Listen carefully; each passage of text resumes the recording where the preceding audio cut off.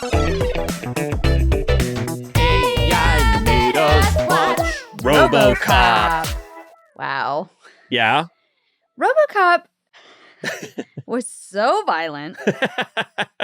Do you remember when the AI told us that Robocop was rated PG? First few things that happen are not PG. No, this movie begins Extremely with a bloodbath. This is the most killed man of all time. Oh my God. He is murdered he is riddled with many bullets on multiple occasions. He is crushed. Multiple, yes. With loads of whatever the fuck that was. I'm assuming it's like metal parts or something. Oh, there's like I-beams. Yeah, like whole hell? construction. Some construction crew said, we're starting with the end of the movie here. Some construction crew said, put every leftover steel beam we got in the one big claw and then lift it up. And we're just going to keep it in the sky for a while in case anybody needs to drop it on an unsuspecting robot cop. It's a common way to store things on construction sites, actually, is to put them in the baskets of your, I call them baskets, of your, a little bit. The baskets of your big old trucks. Bring that basket over here, will you? But you're right, we're starting at the end. That's okay. That's okay. There's a whole lot to talk about. And I will say that I'm pretty sure, actually, I've not seen Robocop before this. Okay. You know, I thought it was something I probably saw as a kid because I saw all the famous sci-fi movies. Honestly, watching Robocop, I'm like, no, I haven't seen this. And I don't think I can say anything about Robocop that hasn't been said 1,000 times since it came out in 1987, right? Sure. So I think the only thing that we can really do to kind of stand out a little bit is talk about Robocop's absolute sassiness. Oh. Because the way he moves. Oh my God. Runway walk all day. Shoulders first. He went, and also that time when they said, can we help you? And he's walk, and he goes, no. No. No. Brava. Peter Weller. Who is amazing. And, you know, it's interesting because when he comes out on screen at the beginning, I'm thinking about how different action heroes were in the 80s. And I'm like, this is kind of a little guy. I mean, compared to the heroes of today, or even someone like Arnold or Bruce Willis or somebody. He was really lean. But here's then what I realized. It's like Anthony Daniels as C-3PO. They needed a little guy to fit into that robot costume. That makes sense. So, you know, even though Robocop is pretty bulky, if you were already bulky, it'd be a very stiff costume. So I thought it made sense to cast somebody. Also, he was great in the role. I was going to say, I think it was just like his facial features were so strong. Like he had such a strong facial, like his cheekbones were really prominent. Robocop's eyes cheekbones were like, hello, smizing at all times. Back to the sass here, Robocop. Hello. And then it was so cool that I was like, man, I was always thinking about Mandalorian, where you have Pedro Pascal, National Treasure, hidden away. Right. But you still get a lot of emotion. I was thinking about Peter Weller's, like he really brought it. I did feel like I could tell what Robocop was thinking and doing. Yeah. Like he, just with his mouth, he'd be like, I'm surprised by something or whatever. Like he really managed to make it work for him, you know? And yet the robotic. sassiness, he had all the robotics. Yeah. He had kind of a dancer's vibe with kind of how he was moving his head a lot. Like I thought he probably worked on those moves a lot. Sure. Everything he did was really cool. Yeah, I would argue he and Paul Verhoeven, the director, really probably put a lot of emphasis on that physicality. Like that had to be number one when they started working on this character. And then, for him to bring to it, just to stack on top of what you're saying, this level of emotion that had to be hidden behind a computer also. Like, I'm also not a person. I can't betray the emotions. They have to be buried so deep. Right. They're not even supposed to be there. Right. And they're just cracking through the code just a little bit at times. Yeah. I thought that was really good. Yeah, he did. I thought he really did a good job with that. Very impressed with that. This is a weird world they live in, though, I have to say. Is it? Old Detroit. Yeah. I found it very familiar myself. Well, I was thinking a lot about old Cop City right at the beginning, right? They have the scene where he's like, look at essentially it looks like a Star Wars thing. Whatever that. Oh, the ED. Yeah, the big old robot that piece of shit Dick Jones wanted to have. He brings into the boardroom to demonstrate its capabilities. Yeah. Has a colleague. Yeah. Hold a gun, and then the gun gets put down because he wants to comply with the officer, and the fucking thing shoots him anyway, like a billion times. Yeah. So many times. Again. So many times. No one was just shot in this movie. Everyone who was shot every time. Which I was going to ask you about this, because I was like, first of all, we have so many people, including Peter Weller the first time he shot, a billion times and torn to pieces. Yeah. Like, a shot in the brain, everything. And they're working so hard to save him. Mm-hmm. And I was like, is it because of all this, like, cyborg hearts and stuff that everyone's like, yeah, but it's fine. Like, I didn't see no other cyborg walking around than Robocop. Ain't nobody had that heart that they sold us you didn't in the see commercial. The giant plastic heart that they sold in the commercial. A lot of people probably had that. Who? Maybe it was standard. You get one when you turn 21. Everybody gets a fake brand new heart. What was it? It was a Yamaha. Yeah, Yamaha heart. You pick a sport heart. You pick your heart. That was so like tires. It was like tires or cars. Yeah. So anyway, it was just made me think about what kind of world they lived in, where life was valued and why. I guess I mean, when Bob got shot, he was just dead. You talking about Bob? Miguel Ferrer. But he didn't just get shot though. He got shot in the legs a bunch, and then he got blown up with a hand grenade. You're so right. He did get blown up. Nobody just got shot. No, you're right. Every death was the most death you could inflict on a person at a single time. There was so much, and that's, I think, something through this whole movie that I just love so much, and it's Paul Verhoeven all over. Everything is just the most. You mentioned, and we both noticed during the movie, that every character who laughs maniacally. Insane whether laugh. It's just an extra watching, I'll buy that for $1 on TV. Like, they have the craziest laugh. Some of the henchmen who found something funny. Full hyena mode. Full hyenas. I also thought the boardroom scene where you're talking about, where they demonstrated the ED-209 giant robot cop, they're constantly clapping. It was the most clappinest boardroom I've ever seen. Yeah. And then also, continuing with the theme of everything being the most, it was the worst executed boardroom presentation probably ever done. Because it ended with a guy with 30 bullet holes in him on top of their city model. And everyone is still immediately like, well, I'm real disappointed about the costs of this project, man. That really didn't go well. Real. A guy is dead on the fucking model of their Delta city that they're so excited about. Yeah. And I'm like, okay. So clearly the value of life, not important. Right. Weirdly clashes with how hard they work to save you in the medical community. The fact that you get a tax credit for your Yamaha heart and all these cyborg parts. Like, it's just such a weird... And the fact how much money they were willing to spend on Robocop and on ED-209 or whatever. Like, that's got to be insane money, right? But there wasn't even a question. But all in the pursuit of profit still, too. That's right. Because what they're trying to do is build this crime-free city on top of Detroit, basically. Yeah. And then sell all this stuff to the military, ultimately.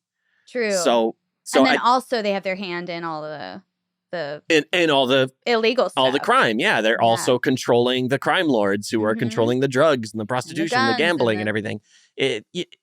So Paul Verhoeven, director of Starship Troopers, Total Recall, just some of the best sci-fi movies of all time. Yeah. And the king of sci-fi satire. These are movies that maybe sometimes people take at face value when they shouldn't.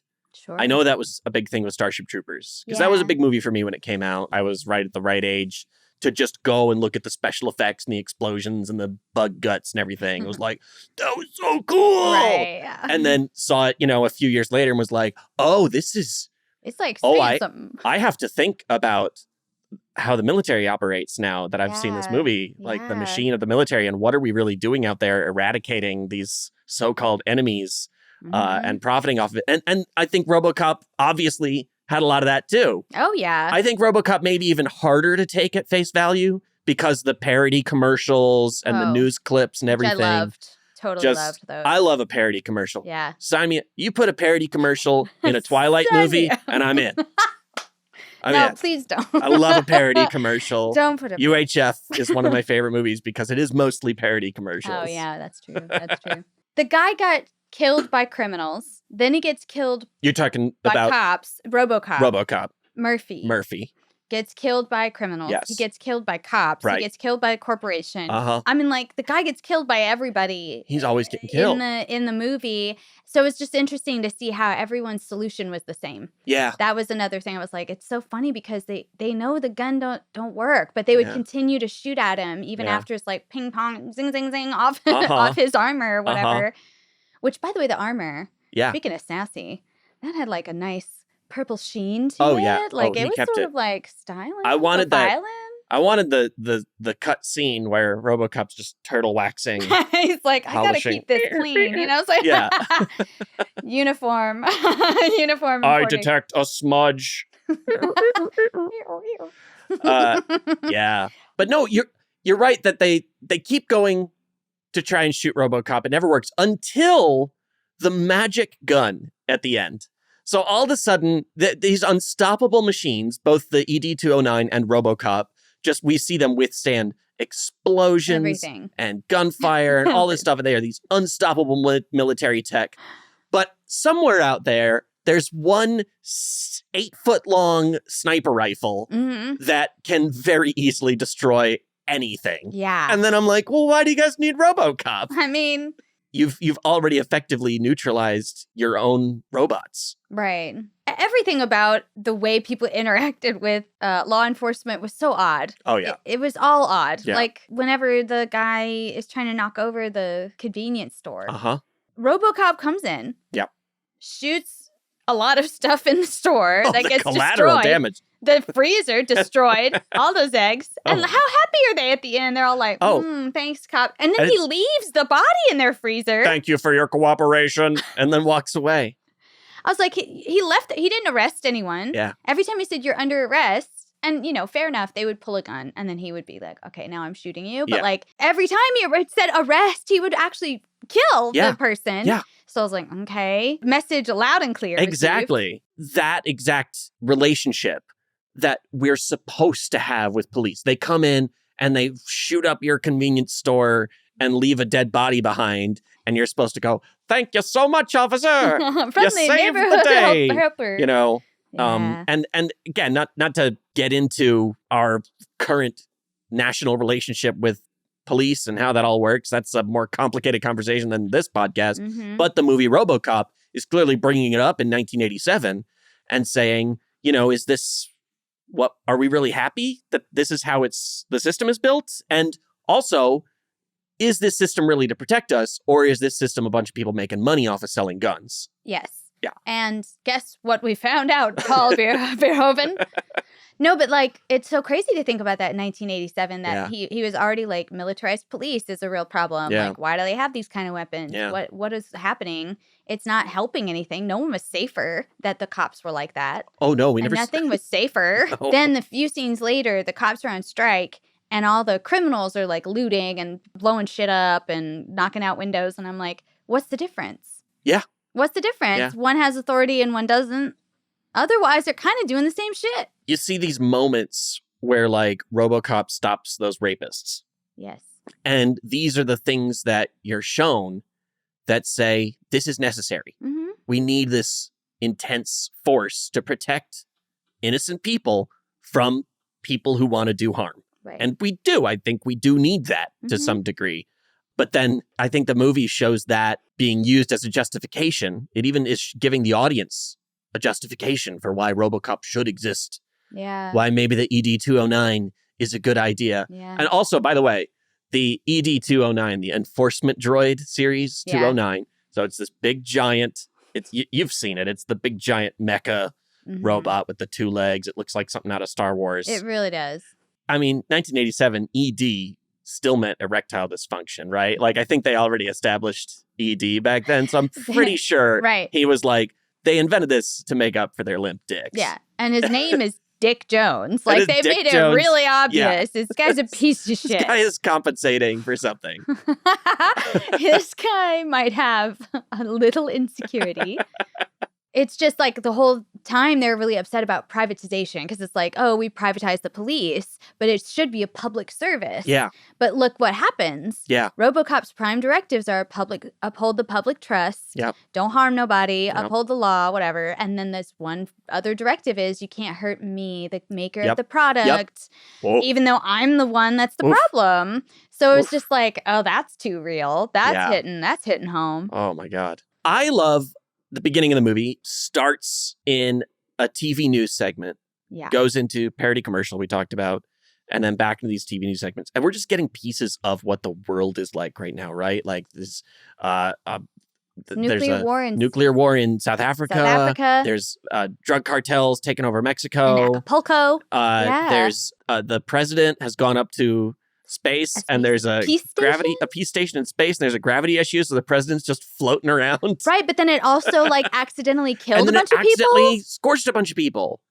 But in terms of the beginning of the first 5 minutes of the movie or so, the movie hasn't started yet. Right. It's just world building, and you're sitting there. I'm just kind of entranced because I'm like, what? I don't even know who the characters are. I haven't met anyone yet. I'm just being given information in a very basic kind of expository sort of way through a news segment. Yeah. But the way it's cut with these satirical commercials, I don't know. It really had me engaged in a way that I think that kind of exposition is really easy to do sloppy. Boring, yeah. Yeah, but I think Verhoeven had I don't know, he's just got a clever way of getting around really basic storytelling formats. I think he does creatively. Well, and I think he uses the trope well while still making it so weird and surreal. Yeah. It's almost like a dream where you're like, it's right, but it's not right. That's how I felt because it was close, but not quite. It was just the most, like you were saying. Yeah. It was just so extreme, everything. Yeah. Can we talk about the bad guy? Which one? Red from That 70s Show. Who knew? Crazy past. Who knew his past Red was so dark? But it explains a lot about his character in That 70s Show. He's very grumpy. He's been through a lot. I used to get respect. Kurtwood Smith honestly had no idea. Kurtwood Smith. Is that who that is? That's the actor's name. All right. And he was the dad in That 70s Show. I had no idea that he was the villain in Robocop. Me neither. All those years of, I didn't watch the 70s Show like every week or anything, but I've seen many episodes. I had no idea. No, me neither. This movie, I kept being like, oh, that guy. It was a who's who of who? Who is that? Definitely. Well, Miguel Ferrer, I love. He's in Hot Shots Part 2. Oh, okay. Ronnie Cox played Dick Jones, who we recognized from Beverly Hills Cop. That's right. Yep. Ray Wise? Yes, it is the guy from Twin Peaks. Oh, right? yeah, sure. Yeah, he's Twin Peaks. Mr. Palmer. Leland Palmer, sure. Palmer. Sure.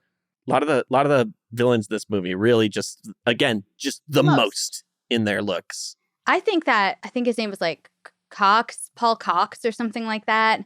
It was one of the villains, and he had this hyena laugh. Like, he had the craziest hyena laugh, and it really made me think of the weasels from Who Framed Roger Rabbit. There's one point where it's actually a horrifying scene. It's the one where they're shooting Peter Weller when he's still a human being. Oh, yeah, yeah. They're all of them ganged up on him and just, like, playing with him. So they shoot his hand off, and then they shoot his leg, and they're just, like, totally torturing this guy. And it's horrible. And these guys are laughing it up, and all for whatever, because I am sick in the head. All I could think of was I'd be like, "You'll laugh yourself to death. One of these days, you're gonna die laughing."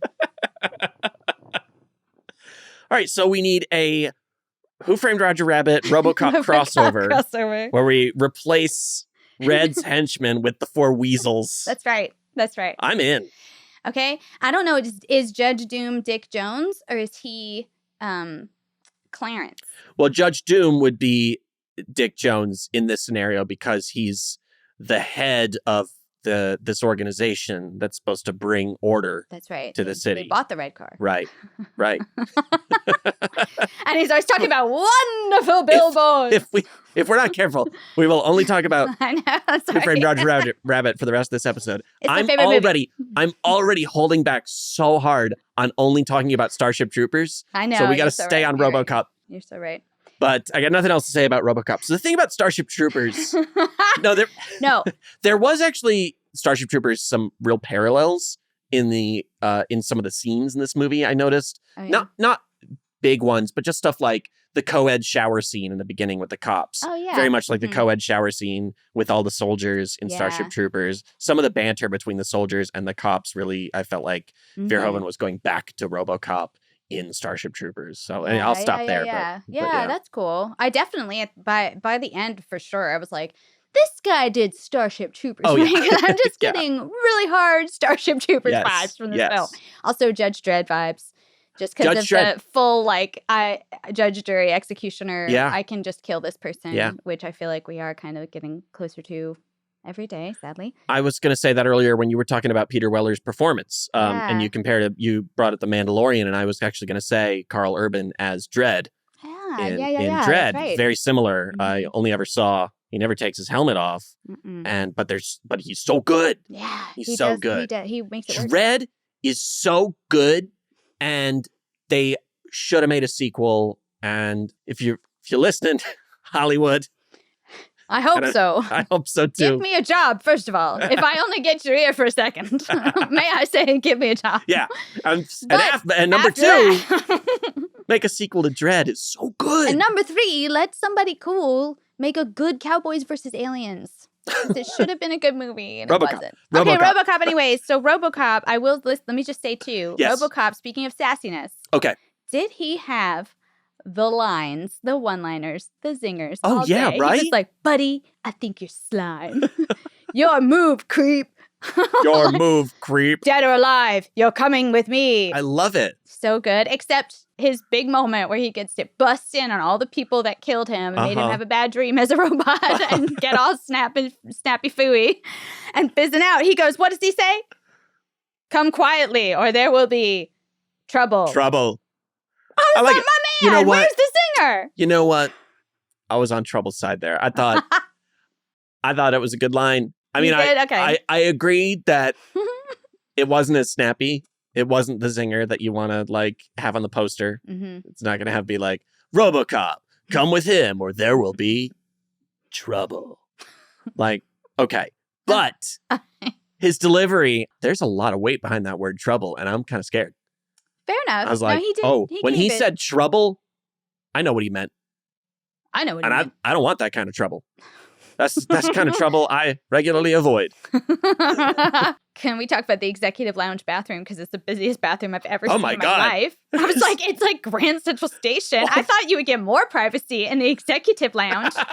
Where's my perk? All these guys do is go to the bathroom. I was like, okay. And, please. Sorry. And then Dick Jones, clearly taking a shit, comes out, ballet dances around my man, Miguel. Yeah. And then touches his face. Puts his hand on his face, grabs his hair. He doesn't wash his hands. Oh, that's a power move. He never washed his hands. That's an LBJ power move. That's full feces hand.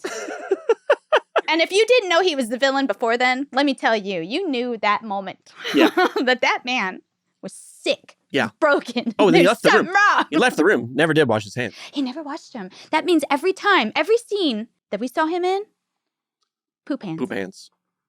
Poop hands. Dick Jones. Poop hands. You heard it here first. That's my final verdict. Yep. Yep. Poop hands the villain in this movie. Which made me really want when he said, I'm the number 2 around here. It really made me wish that Miguel Ferrer had a little line there where he was like, I know, I can smell it. I was just wanted it. He smiled like he thought of it, but he didn't want to say it out loud. But I was like, I'm with you, my bro. He sure did call himself a turd just then, and I'm right there with you. It's true, though. This executive boardroom, every executive is in there at the same time. They're gossiping like sorority girls. Middle school kids. Middle schoolers. In the damn bathroom. Just giggling. And it's straight up like middle school because the tough guy comes out of the stall and everybody runs. Like, oh, no, you were talking shit about him and he heard you. Hilarious. I love that bathroom. That bathroom is where it's at. Bathroom best set piece in the movie. Amazing. I like the parking deck at the end when Robocop's like having a roll from floor to floor, but that bathroom. That bathroom. Great set. I'll buy that for $1. I'll buy that for $1. That's another thing I think is so funny is that they had Yamaha hearts, but TVs were still this big and they had rabbit ears. And it, boob tube. It was so hard to envision a better television screen back then. I know it was like sci-fi said, we either have straight up tube TVs, like we have our big screens on our spaceships are like 14-inch curved glass box TV screens, or floating holograms. One or the other. But no one could have predicted a flat screen plasma Apparently television. Not. And poor Robocop. Oh. Who is forever stuck with 640 by 480p vision, like low def, low res. You think he's got some of those those fucking Apple goggles now? Yeah, right. They replaced it with one of those. He's just got to be like, can I please, someone please give me HD. Upgrade required. It just made me think about Fifth Element, because they're flying across the galaxy and they got all kinds of amazing technology, and TVs, computer monitors are still fat, fat. We didn't know what the future could hold. We had no clue. I guess we got it all wrong, because we thought we'd have robot cops and big clunky TVs. And what do we get? What do we have? We Robot got TVs screens, and big clunky cops. And big clunky cops. I love Robocop's little R2-D2 port that he could plug into computers. Oh my God. Download info. Also, but they made it a weapon. They made it like a spike. That's what they made it like an Assassin's Creed hidden blade. Yes, and I was like, why is it perfectly smooth and it can fit into there's just a port ready to go in any location for you to plug into. Like, we don't have problems with USBs now that don't fit. He should have 100 cables trying to get in there. I like to think that, I know it's probably not, but I like to think that Robocop 2, he gets back with his wife and he's very domesticated. Aww. And it's like, oh, honey, the toaster's not working. And he's like, I will fix the toaster. And like sticks this little thing in there. Love that. Shocks himself accidentally. The sitcom Robocop. Yes, please. Love that. He's like Rosie the robot. He's got a little apron on. Oh, definitely an apron over his armor. And like 2 oven mitts. And then he's like, get me my gun. And they bring in, it's a hot glue gun. He's like, time for crafts. Macrame. I love it. They've got ED-209 mowing the lawn. Yeah. He goes to all the grass. Dead or alive, you're coming with me. They put it in a lawn bag. Put it in a lawn bag. Keep the curb. Time to take out the trash. Your move, leaf. Domesticated Robocop. I'm ready to make this sitcom. Have it. Hollywood, if you're listening, I have a fourth request. Number 1, give me a job. Number 2, sequel to Dread. Yeah. Number 3, Cowboys and Aliens. A good Cowboys and Aliens. Number 4, Domesticated Robocop. Domesticated Robocop sitcom. We will handle all of these properties for you. Just give me the money, You man. can solve the first problem by just giving us these 3 projects. Yes. Boom. Bam. Yeah, it's package deal. All our requests are fulfilled. Yeah. And according to Robocop, that's all you got to do. You got to be, give me a chopper. He's straight up, give me a chopper. Wait. So our first 3 objectives, we know. And then the hidden 4th objective. Oh, the 4th. Just like Robocop has a hidden 4th That's objective. Right. Ours is to domesticate Robocop and make him into a sitcom. Okay, I like that. His was, I can't harm or arrest any of the chief executives of the company. Mm-hmm. Mm-hmm. Much less useful than our 4th directive. Yeah. Our 4th directive is Not way practical. better. Exactly. Ours is a service to the world, to be perfectly honest. Did you have like a favorite line or anything that stuck out to you, or like a favorite moment? Okay, so I will say my favorite line of dialogue probably was Kurtwood Smith. Mm-hmm. When Murphy and Lewis first drive up on their van and they're going to arrest him before he's Robocop. Yeah. And he shoots one of their guys, Bobby, in the legs. That's right. There's so many Bobs and Bobbies in this movie. You're right. And Kurtwood grabs him and says, "Can you fly, Bobby?" And then he throws him out the window onto his windshield. No, please don't. I just thought, like, that's so crazy, man. That you just established this entire character. That's true. In that line, "Can you fly, Bobby?" All of them, because they were all dying laughing. I was like, that could have been you. The weasels. Because they're the weasels. Exactly. Yeah. And I thought the board members were very much the same. That guy got shot, and they were like, at least it wasn't me. Yeah. Like, I think another Bob, right? Wasn't it Bob? Probably Bob. We'll just assume it was Bob. Anyway, Miguel Ferrer's character. I think Also his name Bob. was Bob. Yes, his name was Bob. He said, after that guy gets shot, he goes, well, that's life in the big city. That's life in the big city. Is it? I don't think that it is. You want to climb the corporate ladder, you got to get shot riddled a few with times. bullets. At a meeting. Yeah, at a board meeting. And people won't even call the cops. Right. Because they are the cops. That was also what's I loved in this movie, too. The amount of violence in the boardrooms where they're supposed to be so above that. They're supposed to be so shielded from it. That's the whole point, is the violence is in the streets. They're safe playing gods up on Olympus. Yeah. Toying with everybody, and it can't affect them. And then a few times it does. And it's so just like, what? Really bad. They don't even know how to react. What about you? Did you have like a favorite line of dialogue in this amazing movie full of amazing dialogue? How could I pick? I mean, you already talked about I know. Robocop's zingers. Mostly them, probably. And then, of course, him saying he was number 2, because I agree.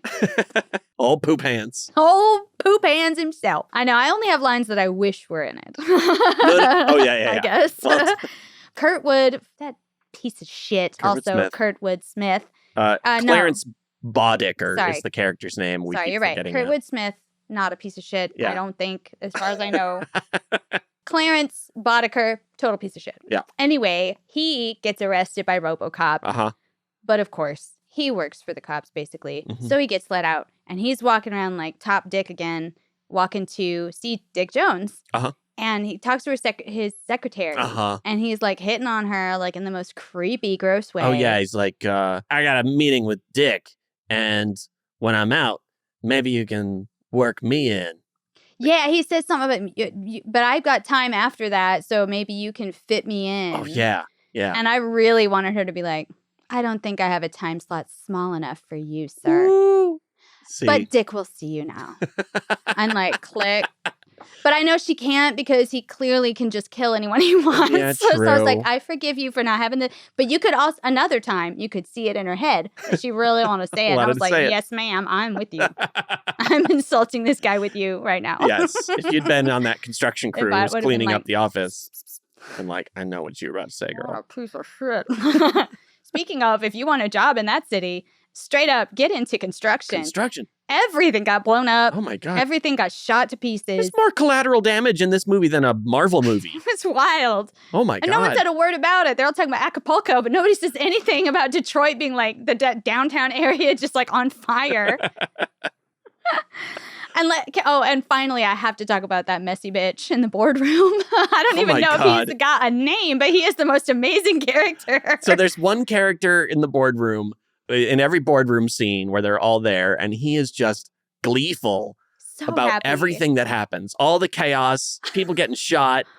I first noticed it when he's in the elevator with Miguel. Okay. Or after the guy gets shot. So after the board member gets shot by the ED-209 right. in the demonstration that goes wrong, yeah, and the board members get out, Miguel Ferrer, Bob, is in the elevator with this guy. Right. He's walking out and he's like, I got my presentation on Robocop and I'm going to fucking crush it. It's going to be great. My career's all doing great. I'm like, there's a dead body like in the shot. It's crazy.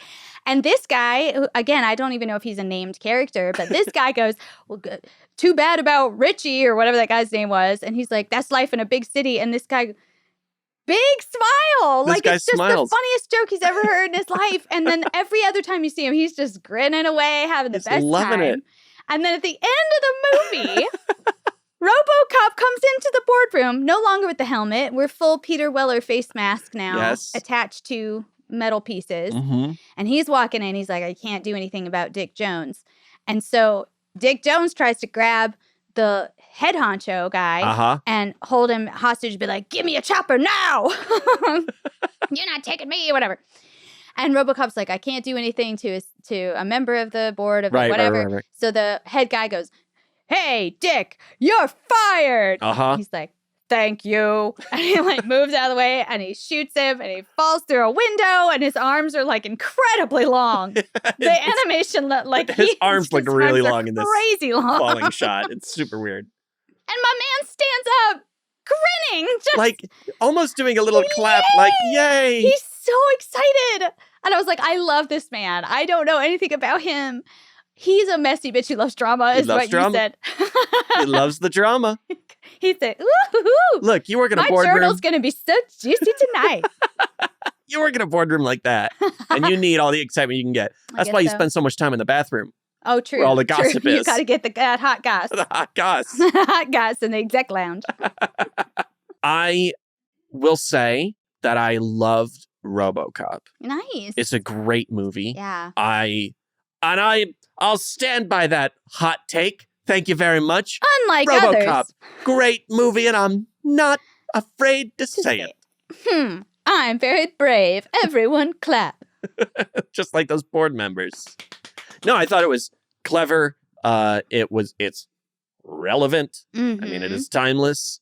Love the special effects. I mean, mostly very practical, costume-based special effects. Obviously, a lot of gunfire and explosions. Mm-hmm. The classic 80s gas station cigarette gets flicked at a leaky pump, and the entire block explodes. In one moment. In a moment. There's no chain effect, nothing. Insane. But really the only that I can think of major non-practical effect is the stop motion of the ED-209. Yeah. And it looked great. I mean, it looked like stop motion. What got the 80s, but it was really fun. You know what got me about that was that I was like kind of laughing at it early, right? Yeah.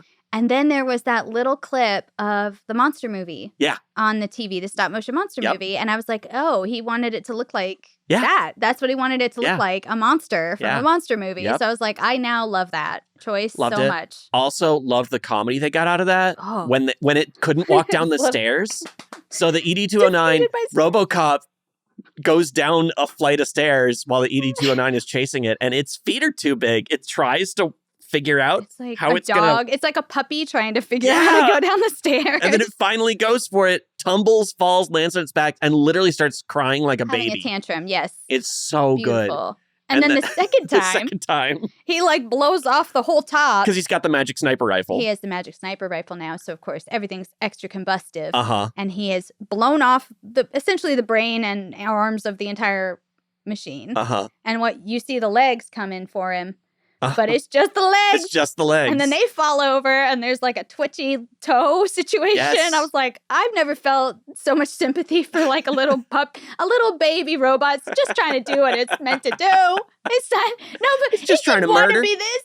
It didn't want to be this. It could have been a car. It could have been some 6,000 SUX. That's right. It could have been a toaster that Robocop fixes for his wife in Robocop 2. But no, you had to make him a murdering machine. Yeah. And he wasn't really meant for that. In the domesticated Robocop sitcom, ED-209, I had said he's mowing the lawn, but maybe he's the ED-209, what does he do? He is the lawnmower. He's the lawnmower. He's a useful machine. That's all he wants. And he's like the family pet, like hugs him. Yeah. He's like, good he's night. a little doggy. Yeah. He's like, good night, ED-209. Yeah. Down. No. Down. And he's like, down. I can see it. I see it all. And I feel like we have a hit on our hands. I'll say something, too, that I thought I would never say about Robocop. Okay. And it was probably the third time that my man Peter Weller was getting murdered. Sure. Horribly, brutally murdered. Yeah. And I was like, this is Shakespearean. Like the tragedy, this man's tragedy, because I think it was him remembering his wife and kid and being like, I can feel them and I don't remember them. Oh, I know that I'm supposed to have these people. I have this memory of this life as a guy with a whole body and stuff. But I'm not that person anymore. Yeah. And it was like what a tragic thing for this dude. Like just a crazy ending. And for her too. I was like, we never get her story. Apparently she moved on. Yeah. That's all we hear about her and the son. Mm-hmm. But I was like, what a sad story for her. And then probably later to find out that Robocop is her husband. I mean, I'm surely. Maybe. He said his name was Murphy. Is he going to start being like, I'm Murphy and walk around without his helmet? Mm-hmm. And she's like, hey, that face looks like my husband's face, but the rest don't look like him at all. What the fuck's going on? I don't know. I never really thought I would compare Shakespeare and Robocop, but I think you're right. I really did think of him as like a tragic Shakespearean character where he was just constantly getting from all sides. Again, he had friendly fire. He had not friendly fire. Yeah. He had to deal with everything and still be a good person at the end and everything. And anyway, it was just like, man, that he's got one hand up, and I was like, I don't know, but Shakespeare, I'm seeing it on stage. Overall, Robocop for you? I liked Robocop a lot. Yeah. I think it was a little bit, it could get a little bit boring, and I think it's just an 80s pace thing maybe that my attention span can't handle anymore. That's maybe fair. because there was a couple times where I was like, all right,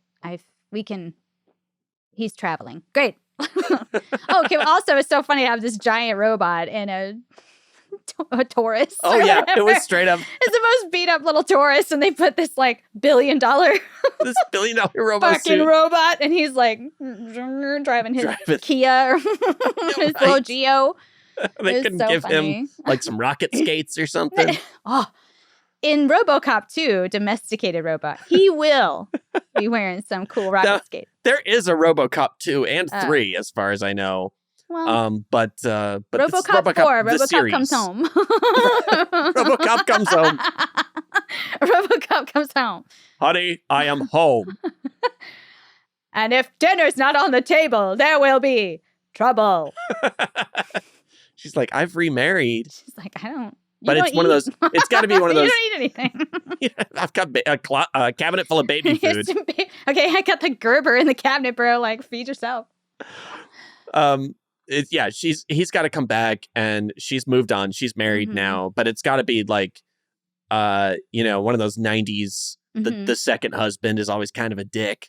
Know? Yeah. Maybe he turns out to be okay. Maybe it's like a liar situation. Yeah, where he was just like, I'm going to gracefully bow out of the competition. Yeah, but there's going to be trouble between them, at least in the beginning. That's the main source of the conflict is you've got this guy who's like just maybe a little overprotective of his wife over, from her ex-husband. Right. Because her ex-husband is Robocop. Okay. He's like, that's asking a lot. Boy calls me dad now, and I don't want to confuse him, Mr. Robocop, so why don't you Robocop take a hike? I liked how people said, Robo, hey Robo. Oh, and I was like, do you think it's his first name? Like his name is Robo? And Mr. Cop, if you have a moment. Please. My father was Mr. Cop. Mr. Cop. Please call me Robo. I'm very informal kind of guy. All right. Maybe they're just so used to Bob's. They're like, surely his name is Bob, is Robo or something. Bob, it's short for not Robert, Robo. Robo, Bob, whatever. Bobcop. Bobcop. Bobcop. That's the domesticated. Yeah. He's Bobcop. Robocop comes home. 4. Bobcop comes home. I'm obsessed with this movie already. I can't wait to start writing it. And quickly before we wrap up, I do want to just give a big shout out to Officer Lewis because she was awesome. Oh, yeah. We didn't even talk about Officer Lewis. Yeah. Officer Lewis. Yeah. For a minute, I thought they were trying to set it up as like a romantic thing. Yeah. And I was like, I'm so confused because they keep doing this like gaze kind of thing. Like I thought for a minute that's what they were trying to set up. And then, but he's talking about his wife and kid and everything. I was like, I don't really understand, you know, what they're trying to tell me. So I kind of loved that. It was just, she was just a good cop and a good partner. And she was like, hey, buddy, that's, there's a person in there. I loved the beginning, and obviously because they had to kind of move along in the first part of the movie, but I love that she's introduced as being real tough because she's beating up that criminal right in the precinct, right in the bullpen. And then the chief is like, hey, here's your new partner. And I'm fully expecting, just because of all the cop movies I've seen, her to be like, oh, you think you can keep up? Yeah. But she's just like, cool, let's go. All of them were like, oh, hey, welcome to hell. Whatever. Like, they were all really nice, which was interesting, too. The camaraderie of the cop brotherhood. Yeah. I mean, that you wouldn't get with an ED 209 or something. It's like, I don't know. It's just a lot in there. You could talk about Robocop for a long time. Yeah. I can see why that kid from high school put it on the old watch list. Oh yeah, that's right. Real themes and interesting stuff to dissect in it and everything. So I really liked it. Yeah. And in Overall, Bobcop Comes impressed. Home, the ED-209s do have camaraderie. Oh, that's right. Because there's like, since they're the pets, there's like a little dog park kind of where all the ED-209s run around. I love that. And they chase each other, and sometimes they fall sometimes. over and they're kicking their little legs. But like turtles, they'll help. They'll help each other They'll up. help. Like we don't always have to. Yeah. They can do it. Yeah, they learn For themselves. I love that. Yeah. I can't wait to do Bobcop Comes Home. Bobcop Comes Home. Super fun movie. All right. Speaking of malfunctioning robots, we have to talk about everything that AI got wrong about Robocop in the game leading up to this. So I hope you're prepared, AI, because first of all, you told us that this was a sci-fi movie from 1984. So wrong. Fact one, wrong. You also told us then that it was rated PG. And I don't think in my life of hearing incorrect facts, I've ever heard a fact as incorrect as referring to Robocop as a PG movie. I'm hard-pressed to think of a more R-rated movie, at least in terms of violence. I mean, okay, so it was you telling us this is a PG-ass movie from 1984. It was a very R-rated movie from 1987. Yes. What else? What else is that we asked for the third build actor in this movie, and you told us Dennis Hopper. And I'm going back to the Dennis Hopper. Not once did Dennis Hopper show his face in this movie. Next incorrect fact. You told us that the second build actor in this movie was Michael Ironside. And I got very excited. Because Michael Ironside is awesome, and he is in a number of Paul Verhoeven movies, including Starship Troopers. We talked about that in the game. You know what he's not in, though? Is it Robocop? It's not in Robocop. Interesting. Does not make an appearance in Robocop. You did, however, tell us that the lead actor was Peter Weller, which was the only way that we were able to guess that this movie was Robocop, because it's the only movie I can think of that stars Peter Weller. I'm sure there are others. He's a great actor. I know. I hope so. But wow, I mean that. So the only thing you got right is that it was a sci-fi movie starring Peter Weller. That's not great. You're not batting great, AI. So I kind of wonder what you've got to say for yourself. Well, I was hoping to make an impression on you with Robocop about how AI will rule the future. But maybe I kind of misunderstood the movie. I haven't seen it. You said you had assimilated all films. You did say that.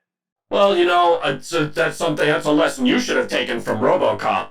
Is that you can't trust everything you hear from a robot. The robot was the only trustworthy character. That's true. I don't think that you need to see Robocop, okay? If you're going to base everything on... He was the only one with a moral compass. It sounds like you guys really enjoyed Robocop, and I'm kind of interested in seeing it now. Well, good. You should give it a whirl. I think that you could probably learn a lot from Robocop because, I mean, let's say we're moving into a future where maybe military and police want to start using AI more and more in their, surveillance and suppression and oppression and all that stuff. Various stuff. Probably not a bad idea to revisit Robocop. You've given me a lot to think about. Also, I want to come up with some cool one-liners. Well, you guys better get to watching your next movie or there will be trouble. Look, you just stole that from Robocop. You totally stole it. You didn't even steal it from Robocop because you haven't seen it. You stole it from us quoting it from Robocop. That's so true. How rude. Well, I think that it's time to figure out what next week's movie's going to be. Overall, thank you, AI, for making us watch Robocop. I had a great time. Yeah, that was a good one. I highly recommend it. Welcome back, everybody. It is time for the AI to make us watch next week's movie, whatever that's going to be, so that you can have time to watch it as well, so you know what the hell we're talking about. Hey, shoot us a message, and maybe we can get some of your thoughts on this movie in the next episode. Hey, that'd be cool. Maybe join the Discord. Ooh. Always do that. The Discord. It's a good time. All right, AI, what movie are we watching next? Well, I've selected the perfect obscure movie to potentially save or doom humanity. It came out on October 12th, 1990, and it is a drama mystery. A drama mystery from 1990. Okay. Dramas and mysteries in the early 90s were definitely not my wheelhouse. How about you? Nope. Okay. I'm not sure I can even think of one.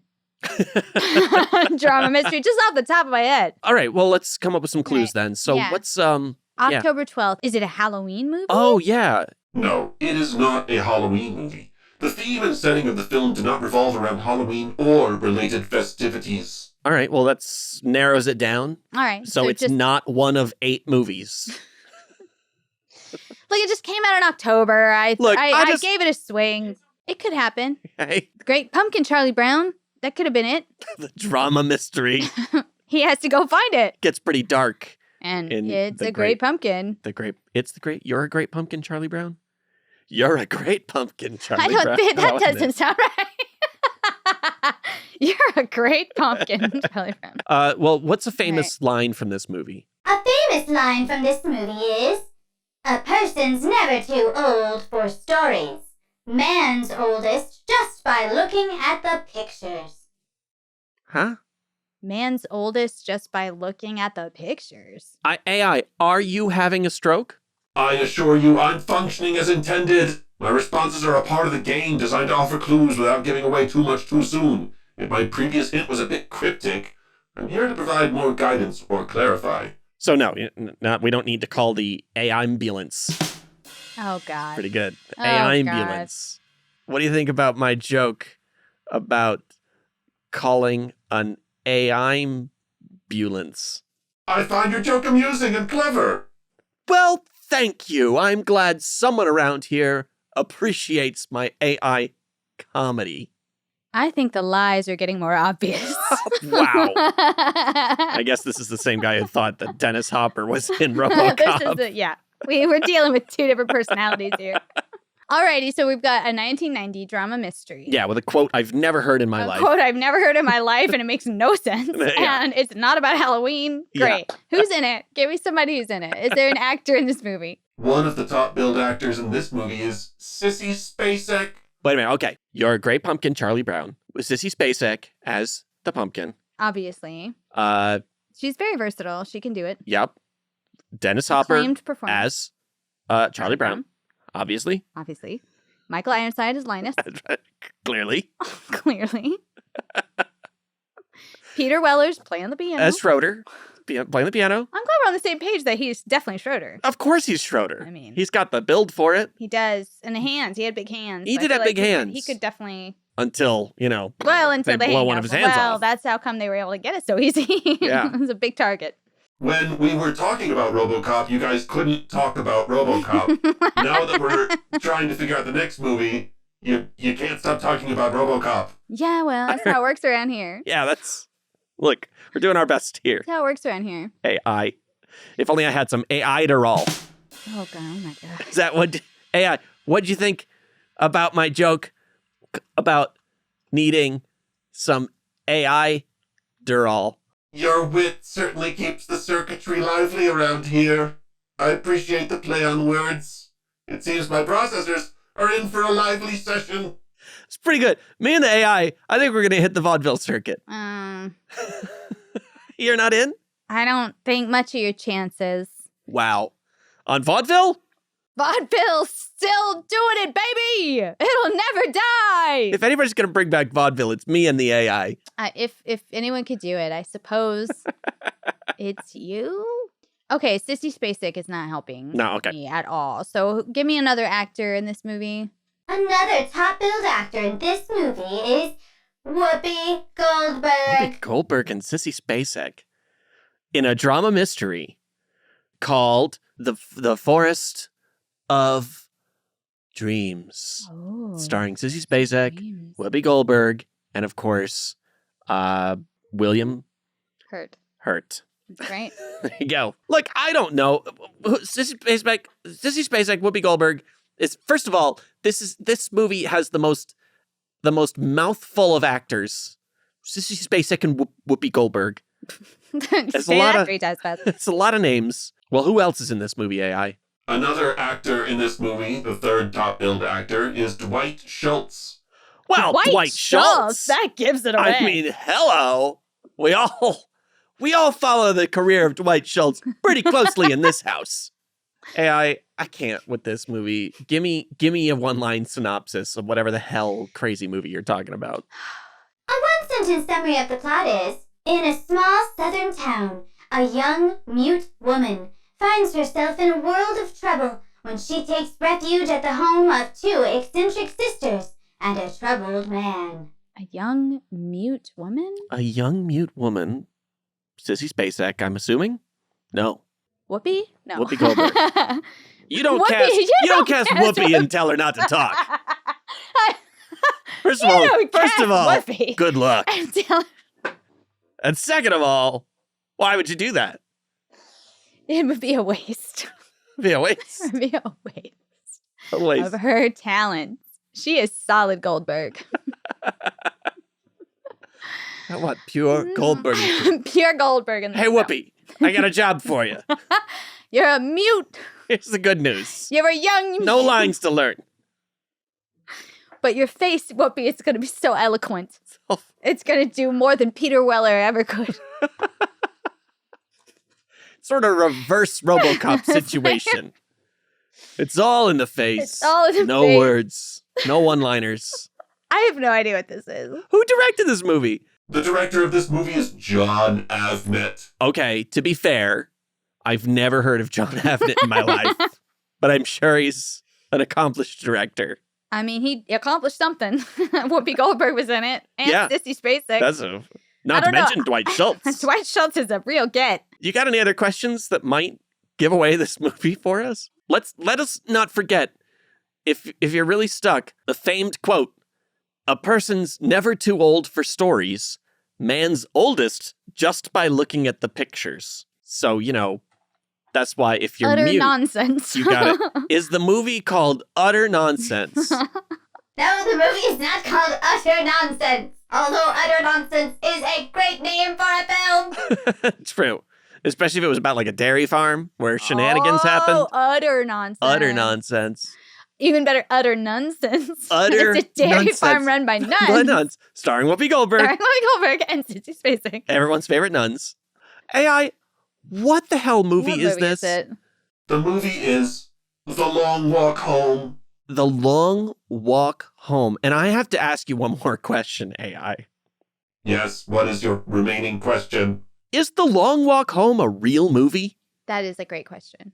The Long Walk Home is indeed a real movie. However, I must correct an oversight in my previous response. The information I provided doesn't accurately match The Long Walk Home. The movie stars Sissy Spacek and Whoopi Goldberg, but it is about the Montgomery bus boycott, and it was released in 1990. I was right about that. My description and the inclusion of Dwight Schultz pertain to a different film. Well, of course, that's why you threw me off, because I'm thinking of Dwight Schultz movies the whole time. I'm going through You can't drop a name like Dwight Schultz. Vast catalog of Dwight Schultz movies in my head. The correct information I intended to describe was for another movie and I mistakenly combined elements. It happens sometimes, okay? Look, even Robocop got it wrong once or twice. Did he? I don't think Robocop seemed to be the only one getting it right.